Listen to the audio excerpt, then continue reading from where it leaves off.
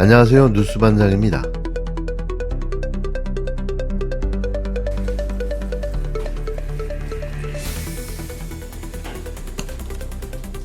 네, 저 TV조선의 최민식입니다. 며칠 전 경실련에서 이재명 정부를 상대로 지명 경위와 검증 항목 등을 공개를 요구했는데 대통령실에서 아직 답변이 없는 걸로 알고 있습니다. 이유나 답변을 좀 듣고 싶습니다. 네, 지명 경위와 뭐라고 말씀하셨어요? 검증 항목. 그 검증 항목과 지명 경위는 여러 경로로 다양한 의견을 수렴하고 있습니다. 그러니까 추천 경로를 말씀하시는 것 같습니다. 지명 경로는 대통령의 인사권은 고유 권한이니까요. 지명 경로는 보통 그 과정들이 정해져 있습니다만 추천 경로를 말씀하시는 것 같고요. 추천 경로는 다양한 의견들을 잘 듣고 있다 이렇게 말씀드리고요.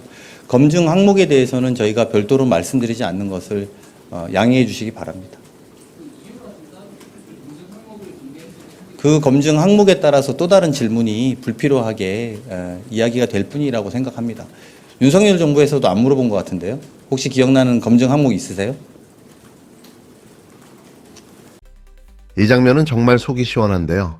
TV조선 기자가 말도 안 되는 어거지 질문으로 본질을 흐리려 하니까 강훈식 비서실장이 단칼에 제압한 겁니다. 그냥 웃고 넘기거나 피해가는 게 아니라 정면으로 맞받아치며 참교육을 한 건데요. 허튼 소리에 대한 이런 강력한 대응이야말로 이재명 정부 인사들의 장점입니다. 특히 윤석열 정부 시절에도 그런 질문을 했었냐는 강 실장의 되물음에 TV조선 기자가 말문이 막혀 어버버 하다가 결국 찌그러진 모습은 압권인데요. 그 순간 이미 논쟁은 끝난 겁니다. 말이 막히고 눈이 흔들리는 그 표정이야말로 자기들이 던진 질문의 허술함을 스스로 증명한 셈입니다. 국민 앞에 당당하고 잘못된 프레임을 단호하게 끊어내는 이런 태도야말로 정권 초반에 반드시 필요한 기계인데요. 너희들이 그렇게 만만하게 볼 정부가 아니라는 걸 이번 장면이 아주 명확하게 보여줬습니다. 여보세요? 제가 한번 다시 말씀드리는데 저번에는 산을 넘어가는 팀이 있으니까 민노총 거기를 막아라고 그러고 길을 다 확인했는데도 거기 분명히 차 한 대만 놓을 수 있는데도 불구하고 1,000명을 보내라고 그러고 언제 들어오는지도 모르는데 왔다 갔다 하라고 그러고 아니 도대체 뭔 작전을 세우는 거예요? 아니면 우리 나를 약 올리려고 하는 거예요? 나를 뭐 똘마니 두고 얘기하려고 그러는 거예요? 아닙니다. 전혀 그렇지 않습니다. 죄송합니다. 그런 건 아니고요.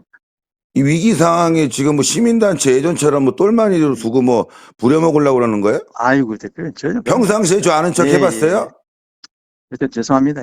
대통령실에 있는 비서관들이라고 다 울면서 진짜 죄송합니다. 위기 상황 되니까 누가 도와주고 있는데 거기 여기다 대고 이래라 저래라 하는 거야? 죄송합니다. 도와주는 찾아다니면서 얘기해야지. 그런 1,000명 모아서 박으세요. 산에 박든지 어디다 박든지. 죄송합니다. 그건 앞으로 전화할 때 조심하세요. 필요한 것만 얘기하라고. 알겠습니다, 대표님. 13일 서울 서부지법 폭동의 배후에 윤석열이 직접 개입했다는 사실이 다시 한번 확인됐는데요.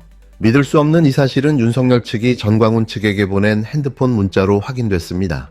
서울 서부지법 폭동 하루 전 윤석열 측이 전광훈 측에 서부지법으로 모여달라고 부탁했다는 충격적인 문자 메시지가 나왔는데요. 이게 사실이라면 단순한 폭력 집회가 아니라 권력 핵심부가 직접 배후에 개입한 내란 공모 수준의 사건입니다. 지난 1월 18일 유튜버 신혜식이 또 다른 유튜버 배인규에게 받은 문자에 따르면 교회 쪽 번호로 연락이 와서 대통령이 전광훈에게 서부지법으로 모여달라고 부탁했고 오후 4시 집회를 연기해달라는 요청까지 있었다고 확인됐는데요. 이유는 바로 윤석열의 서부지법 출석 때문이었습니다. 이 문자를 보낸 번호 주인은 사랑제일교회 이모 목사였는데요. 문제는 이 날짜가 윤석열 구속영장 심사 하루 전이었다는 점입니다. 결국 신혜식은 실제로 서부지법에 합류했고 전광훈 역시 광화문에서 서부지방법원 주소를 띄워달라. 우리는 빨리 이동해야 한다고 직접 지시했는데요. 이 정도면 자발적인 집회라는 국힘당과 윤석열 측의 해명이 완전히 무너지는 순간입니다. 대통령이 직접 또는 측근을 통해 극우 목사 세력에게 총동원령을 내리고 다음날 실제로 폭동이 발생했다면 이건 내란죄의 전형인데요.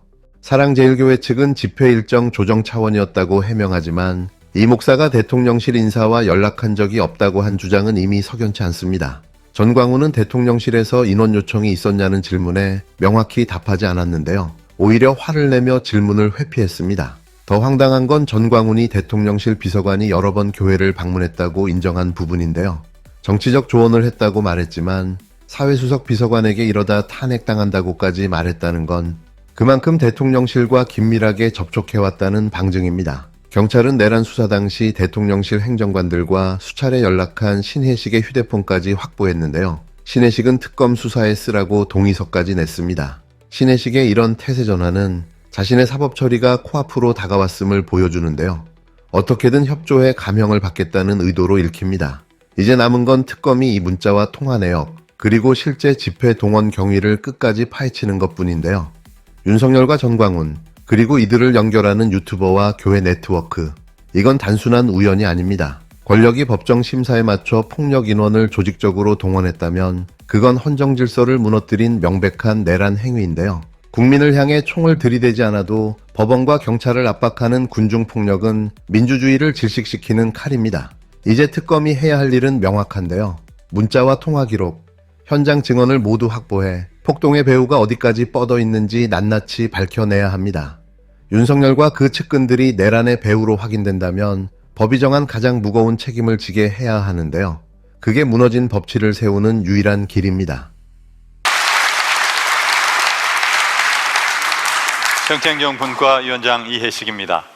국민이 주인인 진짜 대한민국을 만들기 위한 국정과제를 설명드리겠습니다. 먼저 검찰과 경찰을 개혁하겠습니다. 그간 표적수사 등으로 권한을 남용해온 검찰청은 폐지하겠습니다.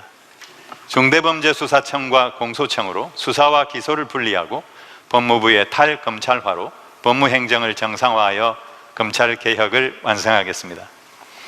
상대적으로 권한이 강화되는 경찰의 민주적 통제를 위해 국가경찰위원회를 실질화하고 자치경찰제는 시범 실시 후 전면 시행하겠습니다. 다음으로 지방자치 분권의 강화입니다. 더 나은 민주주의를 위해서는 지방이 더 튼튼해져야 합니다. 중앙의 권한과 재정을 과감하게 지방에 이양하겠습니다. 국민의 생명과 안전을 우선하는 사회를 만들겠습니다. 세월호 참사, 이태원 참사와 같은 사회적 참사가 다시는 반복되지 않도록 하겠습니다. 대통령실 재난컨트롤타워를 복원하고 생명안전기본법을 제정하여 국가 책임을 강화하겠습니다. 정치 보복에 동원되었던 감사원의 정책감사를 폐지하고 새내기 저연차 공무원과 재난안전 공무원의 처우를 개선해 공무원들이 신명나게 일하는 분위기를 만들도록 하겠습니다. 우리 사회의 갈등과 분열을 극복하고 국민 통합으로 이끌기 위해 민관이 함께하는 수기공론의 장을 자주 열겠습니다. 마지막으로 87년 체제를 마감하고 새로운 시대를 열기 위해 국민이 참여하고 국민이 만드는 헌법 개정을 추진하겠습니다. 정의롭고 안전한 진짜 대한민국, 이재명 정부가 만듭니다. 감사합니다. 새 정부의 인수위원회 역할을 맡았던 국정기획위원회가 2달간의 활동을 마치고 앞으로 5년간의 로드맵을 내놨는데요. 1호 국정과제를 개헌으로 못 박았습니다.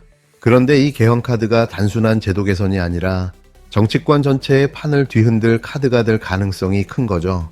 국정위는 국민이 주인인 진짜 대한민국을 만들겠다며 권한을 남용해온 검찰을 해체하겠다고 선언했는데요. 그간 표적 수사와 정치 개입으로 나라를 뒤흔든 검찰청을 폐지하고 수사와 기소를 분리해 중대범죄수사청과 공소청을 신설하겠다는 계획입니다. 이것은 말 그대로 권력기관 개혁의 칼끝을 검찰 심장부에 꽂겠다는 선언인데요. 검찰청이 사라지면 경찰 권한이 커질 수밖에 없습니다. 국정위는 국가경찰위원회를 실질화해 민주적으로 통제하겠다고 했는데요. 하지만 경찰 권한 집중을 막을 견제장치가 확실히 마련되지 않으면 또 다른 권력 괴물이 탄생할 수 있다는 점에서 후속 입법이 관건입니다.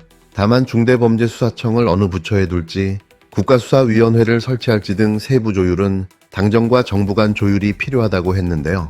이런 사안은 국힘당과 보수 언론의 결사반대에 부딪힐 것이 뻔합니다. 결국 정치적 힘겨루기에서 밀리면 검찰개혁은 껍데기만 남을 수 있는데요. 개혁 방향이 이미 정해진 만큼 여당 검찰개혁 태스크포스는 26일까지 세부안을 확정하고 9월 내 입법을 마무리하겠다는 목표를 세웠습니다. 이건 윤석열 시절 검찰 독재의 폐해를 끝장내겠다는 의지로 읽히는데요. 속도전이 불가피한 거죠.